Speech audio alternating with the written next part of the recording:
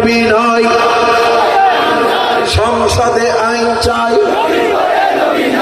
ও মুসলমান ইমানদার, আল্লাহ তাআলা বলেন লা ইউমিনু আহাদুকুম হাত্তা আকুনা আহাব্বা ইলাইহি মিন ওয়ালিদিহি ওয়া ওয়ালাদিহি ওয়ান নাসি আজমাইন।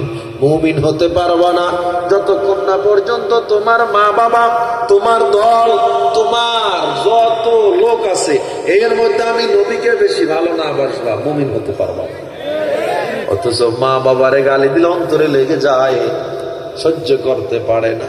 আর নবীরে গালি দিলে গায়ে লাগে না, সে মুসলমান বটে, নবীর খাস উম্মত হতে পারে না।